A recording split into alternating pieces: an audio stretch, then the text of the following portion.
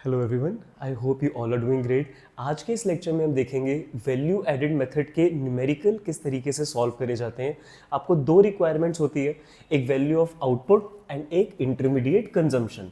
So value of output अगर question में given है तो बहुत अच्छी बात है, अगर नहीं गिवन है तो दो चीज़ों को ऐड करके हम इसको कैलकुलेट कर सकते हैं। सब्ट्रैक्ट कर देते हैं इंटरमीडिएट कंजम्पशन को इस वाली वैल्यू के साथ and you will be getting value added. Now, how are these things expressed as?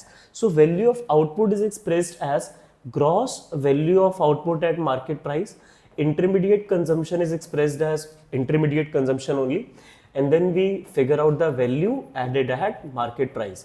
Now, there are certain components which are to be taken care in value of output, and they are sales and change in stocks. So, you need sales and change in stock. So, ultimately, कितना stock unsold रह गया in this present year. आपको closing stock इस year का subtract करना होता है opening stock के साथ और finish goods, semi finish goods, and then you arrive at the unsold stock addition to the inventories. जब हम इसको सेल्स के साथ एड अप कर देते हैं, we arrive at gross value of output at market price. Sales could also be of two types. One type is the domestic sales. एक second बेटा, ये थोड़ा सा स्प्लिट स्क्रीन की वजह से डिस्टर्ब हो रहा था। डोमेस्टिक सेल्स, जो सेल्स इंडिया में हुई, अगर हम इंडिया का वैल्यू एडेड कैलकुलेट कर रहे हैं तो जो domestic sales within India हुई, और जो प्रोडक्ट्स इंडिया के बाहर एक्सपोर्ट्स करे गए, that are also to be considered as a part of overall sales. You add up these two figures. Domestically जो सेल्स हुए finish goods along with the exports, जो यहाँ से सामान बाहर आपने एक्सपोर्ट करा, वो you consider it for the sales value, you add it along with change in stock to arrive at value of output. Another thing, intermediate consumption, इसको थोड़ा सा मैं नीचे लिख रहा हूँ, यहाँ पर जगह नहीं बची ना। intermediate consumption में दो चीज़ें आती हैं। जो intermediate goods domestically purchase करे गए with in India, domestic purchases of intermediate goods, जो या तो रीसेल पर्पस के लिए खरीदे गए होंगे या एज अ रॉ मटेरियल खरीदे गए होंगे फिनिश गुड्स को कन्वर्ट करने के लिए ना, तो उनको हम इंटरमीडिएट गुड्स बोलते हैं। तो डोमेस्टिक वाले भी आएंगे और इंपोर्ट वाले भी आएंगे। तो जो भी इंपोर्ट्स हुए हैं इंटरमीडिएट गुड्स के, दोज एज वेल, जैसे कि रॉ मटेरियल एंड ऑल हो गए। काफ़ी केसेस में स्टूडेंट मुझसे पूछते हैं, सर परचेज ऑफ मशीनरी है, purchase of computers and all, तो बेटा ये चीज़ें अगर तो रीसेल पर्पस के लिए स्पेसिफाई करी गई हैं तो आप उसको इंटरमीडिएट में लोगे। बट अगर सिर्फ ऐसा लिखा गया है purchase of machine, purchase of computers, purchase of furniture, तो वो फिनिश गुड्स है, वो इंटरमीडिएट नहीं है। सो वो सिर्फ कंफ्यूज करने के लिए गिवन होती हैं values, they are not to be a part of purchase, क्योंकि वो जिस वैल्यू पर परचेज हुई होंगी, किसी ने सेल करी होगी तो सेल की वैल्यू यहाँ पर आ जाती है, और उनको मैन्युफैक्चर करने में या फिर जब बाय करा था रीसेल पर्पज से, उसमें जो कॉस्ट आई थी वो यहाँ पर आ जाती है। सो उसका एडजस्टमेंट सेल्स में हो चुका होता है। सो परचेज ऑफ मशीन जैसे जो कंपोनेंट्स होते हैं उनको आपको इंटरमीडिएट गुड्स कंसीडर नहीं करना है अनलेस एंड अनटिल न्यूमेरिकल में स्पेसिफाई करा गया है कि वो या तो रीसेल पर्पस के लिए है या फिर वो एज अ रॉ मटेरियल है किसी बिग मशीन के लिए। So ultimately this is the formula for calculating value added. Intermediate consumption या फिर इंटरमीडिएट कॉस्ट की फिगर से वैल्यू ऑफ आउटपुट को सब्ट्रैक्ट कर देंगे एंड वैल्यू एडेड निकल कर आ जाएगा, that is said to be gross value added at market price. ये काम आपको करना है प्राइमरी सेक्टर के लिए, सेकेंडरी सेक्टर के लिए, टर्शरी सेक्टर के लिए। बेसिकली प्राइमरी सेक्टर का वैल्यू ऑफ आउटपुट निकालने के लिए sales and change in stock को ऐड कर देंगे एंड प्राइमरी का वैल्यू ऑफ आउटपुट निकल कर आ जाएगा। और जो भी रॉ मटेरियल प्राइमरी सेक्टर में फार्मर्स जैसे सीड्स खरीदता है, फर्टिलाइजर्स खरीदता है, माइनिंग करने के लिए जो सामान वगैरह लोग खरीदते हैं, तो वो सब चीज़ें इंटरमीडिएट कंजम्पशन में आ जाएंगे, that will be value added.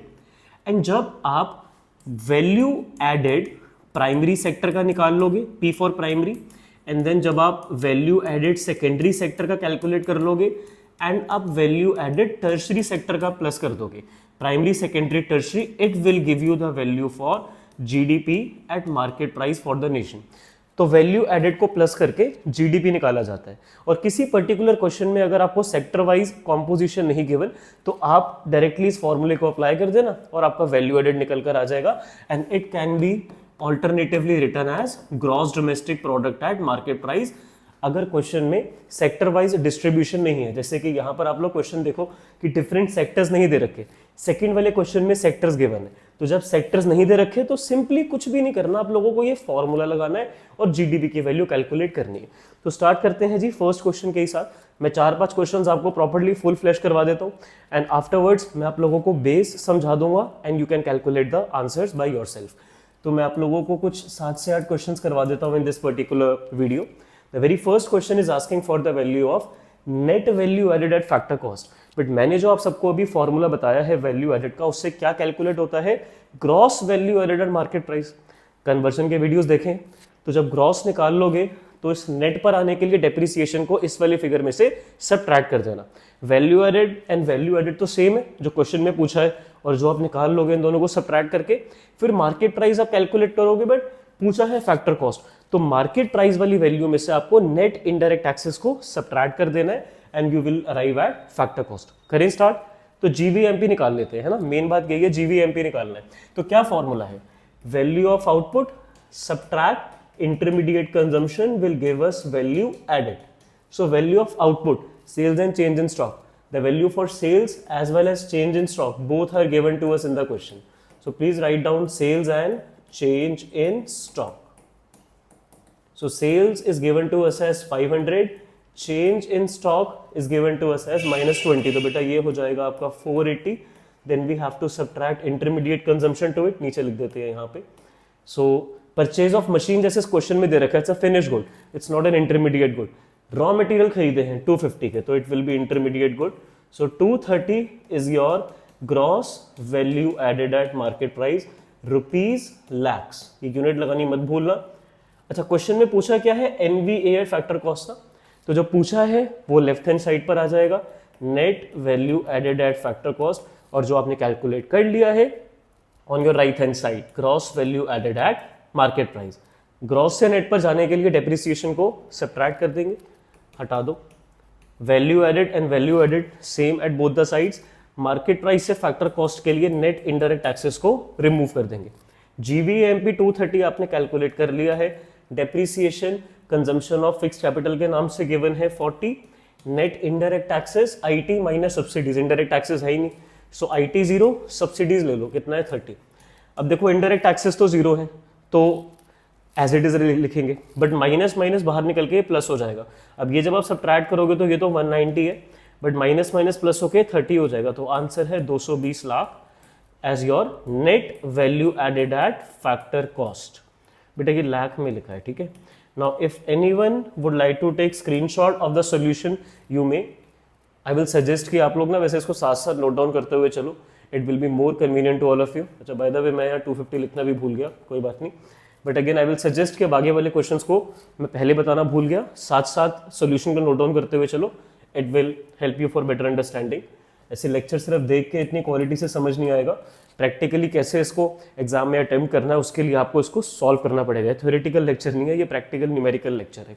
So now GDP आपको कैलकुलेट करना है using product and income method. इससे पहले आप लोग पूछो सर ये प्रोडक्ट मेथड कौन सा होता है, ये वैल्यू एडेड का ही दूसरा नाम है। सो वैल्यू एडेड मेथड का क्वेश्चन आता है तो वो एक तो इसी नाम से पूछा जा सकता है वैल्यू एडेड, या फिर इस नाम से आ जाएगा, या फिर आउटपुट मेथड, तो इसमें वैल्यू ऑफ आउटपुट आ गया ना। तो output, product, value added are fancy names for the value added method. So now अब इसमें सेक्टर दे रखे हैं, प्राइमरी, सेकेंडरी, टर्शियरी, तो एक स्पेसिफाइड कॉलम तो आपको डेडिकेट करना पड़ेगा सेक्टर्स के लिए। फिर आपका फॉर्मूला बनेगा GVO at market price subtract intermediate consumption and you will be able to calculate gross value added at market price. So now primary sector का डेटा गिवन है, सेकेंडरी का डेटा गिवन है, tertiary का भी data given है। Full form में लिखना अभी, क्योंकि मुझे मल्टीपल क्वेश्चन करवाने तो शॉर्ट फॉर्म यूज कर रहा हूँ। Primary is 2000 value of output, secondary is 1800 value of output, tertiary is 1400 value of output. Intermediate cost या consumption 1800, 600, 1800, 600. So now the values are coming out to be 1000, 1800. 2800 is coming out to be rupees crores as your GDP at market price. I just told you before that जब आप value added primary, secondary, tertiary का plus कर दोगे तो the result will come out to be gross domestic product at market price, and that is exactly what has happened over here. तीनों sector का value added निकाल लिया, कैसे? By using this simple formula, value of output minus IC, यही करें तीनों के लिए, और तीनों की वैल्यूज क्वेश्चन में गिवन थी। बहुत बढ़िया क्वेश्चन है, डायरेक्ट है बिल्कुल। सो जीडीपी एमपी की वैल्यू तो निकाल ली आपने 2800 करोड़, पर क्वेश्चन में पूछा क्या है? अच्छा जीडीपी एमपी पूछा, खत्म बात, बस हो गया question, that's it. And I hope कि आप लोगों ने इसको साथ साथ नोट डाउन करें। तो मैं इसमें स्क्रीनशॉट के लिए आपको नहीं बोलूंगा, because I am expecting you have noted this question down. So now इसको थोड़ा और अच्छी प्रेजेंटेशन देने के लिए ऐसे लोग देनी है, दे सकते हो, बाकी it's up to you how you would like to present it. Question number third, so solution number third, पहले क्वेश्चन तो निकाल लें। Here product method again, that is value added method. आपको इसमें वैल्यू एडेड ही दे दिया, ये लो, चलो क्वेश्चन में एग्जामिनर ने बोला ये लो प्राइमरी सेक्टर का भी वैल्यू एडेड आपको बता देते हैं, आपको हम वैल्यू एडेड सेकेंडरी का भी दे देंगे, आपको हम वैल्यू एडेड टर्शरी सेक्टर का भी दे देंगे। इन तीनों को प्लस करके निकल कर आ जाएगा gross domestic product at market price. लिखो जी क्या क्या, प्राइमरी सेक्टर का वैल्यू एडेड है 600, सेकेंडरी सेक्टर का वैल्यू एडेड है 400, 1000 हो गया यहाँ तक, एंड देन टर्शरी का है 1400। सो रुपीज 2400 करोड़ हो गया ना, या लाख करोड़ में दे रखा है, is your gross domestic product at market price. कुछ टेबल वगैरह बनाने की जरूरत नहीं पड़ी, क्योंकि यहाँ पर आपको लिख के दिया हुआ है ग्रॉस वैल्यू एडेड। अभी जो पीछे वाला क्वेश्चन था उसमें आपको आउटपुट दे रखा था ना, तो इसीलिए थोड़ा सा काम बड़ा था कि आउटपुट को आईसी में से सब्ट्रैक्ट करके वैल्यू एडेड निकाला था। पर इस वाले क्वेश्चन में आपको ऐसा करने की जरूरत नहीं है, बिकॉज आपको value added as it is given है। बहुत अच्छी बात है। अच्छा निकालना क्या बात है इस क्वेश्चन में? हमें कैलकुलेट करना है नेशनल इनकम। तो जो कैलकुलेट करना है it will be on left hand side, that is national income net national product at factor cost, and what have you just calculated? GDP at market price from the values already given to you in the question itself. करें solve.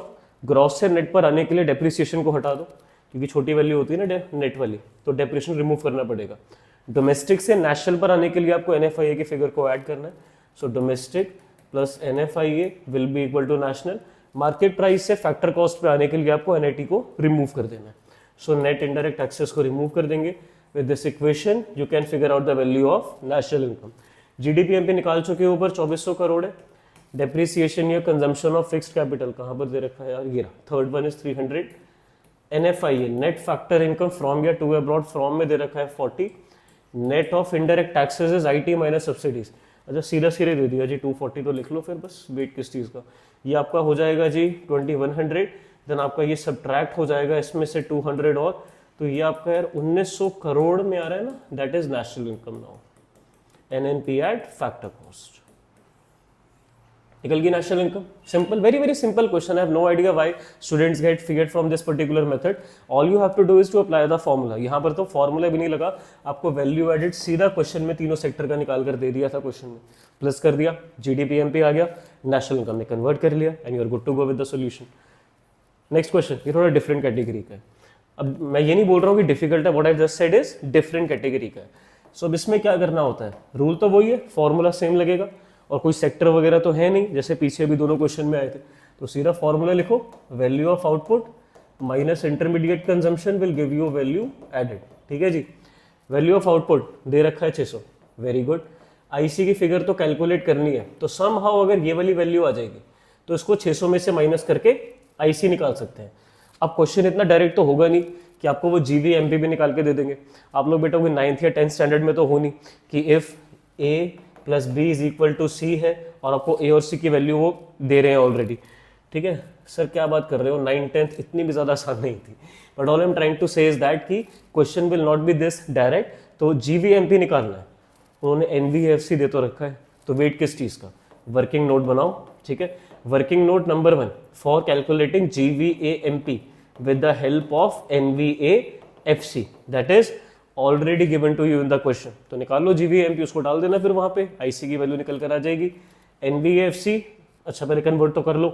Net से gross पर जाने के लिए depreciation की जरूरत पड़ेगी, factor cost से MP पर आने के लिए NIT की भी जरूरत पड़ेगी।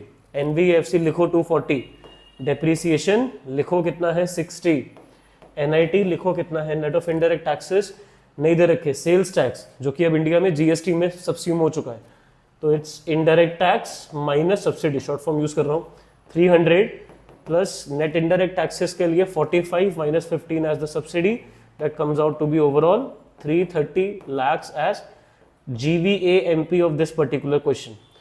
तो डाल दो 330 यहाँ पे with reference to working note number 1। ठीक है जी। बस कुछ नहीं करना, आईसी को वहां लिख दो और जब 330 को 600 की तरफ लाके एलएचएस में सब्ट्रैक्ट करोगे तो 270 आ गया आपका इंटरमीडिएट कंजम्पशन। अब ये चेक कर लो, लाख में है, रुपीज में, लैक्स में, यहाँ पर अच्छा लिखा तो था lakhs, so this comes out to be 270 lakh. कुछ लगा मुश्किल? एक फॉर्मूला सेम है, somehow just try to remember the formula that says value of output minus intermediate consumption will give you value added. अब तीनों में से अगर दो वैल्यूज आपको गिवन है तो थर्ड को तो निकाल ही सकते हैं। अब जैसे इस क्वेश्चन में वैल्यू एडेड नहीं पूछा, आपसे पूछिए आईसी की वैल्यू, तो आईसी के लिए पहले आपको वैल्यू एडेड निकालना पड़ेगा। आउटपुट दे रखा था, उसमें से सब्ट्रैक्ट कर लो, आईसी की वैल्यू आ गई, बात खत्म। नेक्स्ट क्वेश्चन, इसमें आपको निकालना है एनवीएफसी। बेटा इसमें मैं क्या ही करवाऊंगा, सेल्स दे रखे, चेंज इन स्टॉक आपको दे रखा है, क्लोजिंग माइनस ओपनिंग कर देना, ठीक है, ये आपको -5 बन गया, ठीक है। एंड अल्टीमेटली इन दोनों को आप एडजस्ट कर दोगे तो आपकी वैल्यू आ जाएगी आउटपुट की। सब्ट्रैक्ट कर देना उसको intermediate cost purchase of raw material के साथ। मैं बेस बता देता हूँ, ठीक है। आप लोग बोलोगे सर आपने पहले बताया था कि आप लिखवाओगे, आप बता नहीं रहे हो, तो मैं बेस रेडी कर देता हूँ, सॉल्व आप लोग कर लेना, ठीक है। I am try to look for different category question now, जैसे ये थोड़ा डिफरेंट कैटेगरी का था।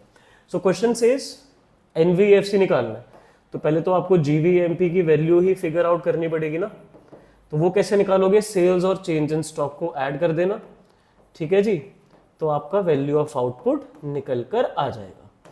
फिर इसमें से आपको सब्ट्रैक्ट कर देना है जी इंटरमीडिएट कंजम्पशन को, that is purchase of raw material comes out to be 1300 crore. Sales है आपकी 1750, चेंज इन स्टॉक आपका -5 हो रहा है क्योंकि क्लोजिंग 110 है, ओपनिंग 115 था, तो 5 का यहाँ पर बेटा कम हो गया स्टॉक आपका, सो -5 ये 1745 हो जाएगा। 1300 में से माइनस कर देना, जीवीएमपी की वैल्यू निकल कर आ जाएगी। जीवीएमपी की जो भी वैल्यू आपके निकल कर आ जाएगी उसकी हेल्प से आप एनवीएफसी कैलकुलेट कर सकते हो, इतना मैं एक्सपेक्ट करके चल सकता हूँ, राइट। ग्रॉस से नेट पर आने के लिए डेप्रिसिएशन को रिमूव कर देना, मार्केट प्राइस से फैक्टर कॉस्ट पे आने के लिए एनआईटी को भी रिमूव कर देना, और डेप्रिसिएशन की वैल्यू क्वेश्चन में गिवन है with the name of consumption of fix capital along with NIT, that is IT minus subsidies. तो 175 में से 10 को माइनस करके 165 विल बी योर एनआईटी, ठीक है। सॉल्व करो and let me know in the comment section if you are getting the answer as 155 और not.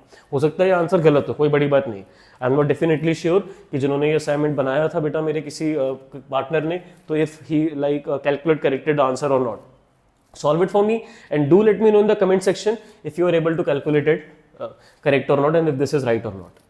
Fine, next question, let me check if it is of different pattern or not. sales निकालनी है, again चलो करवा देते हैं ये वाला question, ये थोड़ा सा डिफरेंट पैटर्न का बोल सकते हो, आईसी वाले के जैसा है, जैसे ऊपर आईसी था ना, तो value of output minus intermediate consumption will give you value added, ठीक है जी। Value of output sales and change in stock, so sales, अच्छा वो तो निकालनी है आपको, तो लिखना तो पड़ेगा, but sales and change in stock, change की जगह बेटा मैंने डेल्टा बना दिया, बट आप लोग प्रॉपरली लिखना change in stock. Intermediate consumption given है आपके बार 200, तो बस क्या निकाल लेना, वैल्यू एडेड, एंड देन आप उसकी वैल्यू यहाँ पुट कर देना, चेंज इन स्टॉक गिवन होगा कितना है 50, सेल्स निकालनी है ना, तो चेंज इन स्टॉक दे रखा है -50, ये दे रखा है 200, तो सम हाउ अगर इसकी वैल्यू आ गई जीवीएमपी की, तो 250 को वहां ले जाके प्लस कर देना। 250 कैसे, इन दोनों को प्लस करोगे तो 250 हो जाएगा, तो सेल्स की वैल्यू निकल कर आ जाएगी। फिर भी नहीं समझ में अगर आ रहा किसी बच्चे को, तो वर्किंग नोट बनाना पड़ेगा, किसके लिए, जीवीएमपी के लिए। तो जो निकालना होता है वो आता है लेफ्ट हैंड साइड पे, और जो दे रखा है क्वेश्चन में एनवीएफसी, जैसे ऊपर आपको आईसी का क्वेश्चन जो था इसमें फाइंड आउट करना था आईसी, उसमें भी आपको एनवीएफसी गिवन था, तो वो किस साइड आया था, राइट हैंड साइड। नेट से ग्रॉस पर आना है, डेप्रिसिएशन चाहिए along with NIT for factor cost adjustment, जब ये एनआईटी में ऐड होगा तब जाके आपका मार्केट प्राइस निकल कर आएगा। एनवीएफसी क्वेश्चन में दे रखा है 300, डेप्रिसिएशन आपको क्वेश्चन में दे रखा है 30, नेट इनडायरेक्ट टैक्सेस आईटी दे रखा है, सब्सिडीज गिवन नहीं है, सो 20 माइनस 0 50 हो जाएगा ये 350। अब तो कैलकुलेट कर ही लिया बेटा, तो कर ही लेते हैं, 350 डाल दो with reference to working note number 1, so sales will be equal to 350 plus 250 that is 600, lakh में या करोड़ में देख लो, लाख में दे रखा है, ठीक है, तो 600 लाख, और ये था 350 lakh GVA at market price. बेटा एक्चुअली पावर कट हो गया था, that's why in between lecture stop हो गया। 350 लाख आई थिंक हमने कैलकुलेट कर ली थी नेशनल इनकम, या मिस वाले क्वेश्चन पे थे, we were at this one, sorry, that was 600 lakh was your sales in this question, fine. So we were supposed to do question number 7 afterwards. In this question, you have to calculate national income. You are given the value of sales, you are given the value of change in stock. So let's start with this question. So it's question number 7 now. That says calculate national income. The formula says value of output minus intermediate consumption will give you value added. So value of output is made up of sales and change in stock.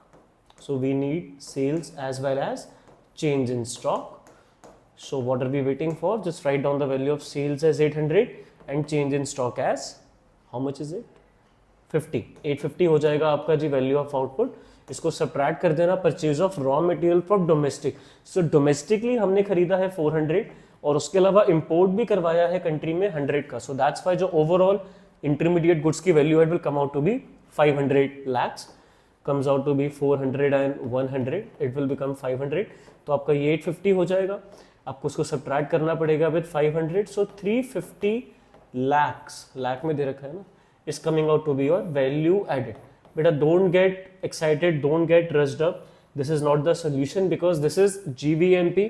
Question में पूछी है national income, तो जो पूछा है it will be on left hand side and जो आपको calculate करना है it will be on right hand side. जो कैलकुलेट कर लिया, sorry, it will be on right hand side. जो कैलकुलेट आपको फिगर आउट करना है national income, it will be on left hand side. जीडीपीएमपी कितना है? 350. कैलकुलेट क्या करनी है? National income. ग्रॉस से नेट पर जाने के लिए डेप्रिसिएशन की वैल्यू को हटा देंगे. मार्केट प्राइस से फैक्टर कॉस्ट पे आने के लिए एनआईटी की वैल्यू को भी रिमूव कर देंगे.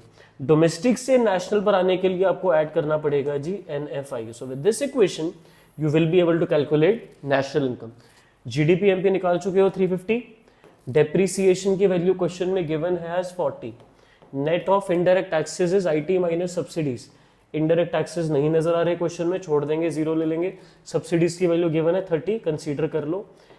NFI net factor income from abroad से आने वाली है 10.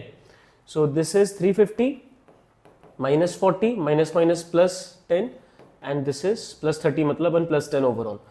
बेटा ये 40 हो जाएगा, इस वाले 40 से सब्ट्रैक्ट हो जाएगा and you will be again left with 350. So that's how you have to like find out the value of national income in this particular question by adjusting GDP that you calculated above. So the simple question जहाँ पर आपको sectors की information अलग से given नहीं थी, आपको sales और चेंज इन स्टॉक गिवन थे, इंटरमीडिएट कंजम्पशन में गिवन थी. क्या नया पॉइंट था इसमें कि आपको डोमेस्टिक परचेजेस के साथ इंपोर्ट्स भी गिवन थे इंटरमीडिएट गुड्स के. दोनों को एड अप करके ओवरऑल इंटरमीडिएट कंजम्पशन की वैल्यू को फिगर आउट करने के बाद वैल्यू ऑफ आउटपुट से सब्ट्रैक्ट कर लेंगे, वैल्यू एडेड निकाल लिया which can also be called as GDP of the nation, और उसकी हेल्प से हमने नेशनल इनकम फिगर आउट कर लिया. So I believe that these topics of different variations will help you in solving the numerical of value added method. In case any student has any doubt and difficulty in any of the question, feel free to ask to me on my Insta handle or you can ask to me in the comment section अगर किसी भी formula से related doubt difficulty है तो. और if you would like me to like record more lectures of value added method, एक lecture को और भी record कर लेंगे जिसमें कुछ और questions आपको practice करवा देंगे. Please you can type in the comment section कि record one more lecture for value added method. We can practice 6-7 more questions related to this method. I hope this lecture helps. For further doubts and difficulties, you can ask on my Insta handle or on my comment section. Thank you for listening to me so patiently. Have a nice day.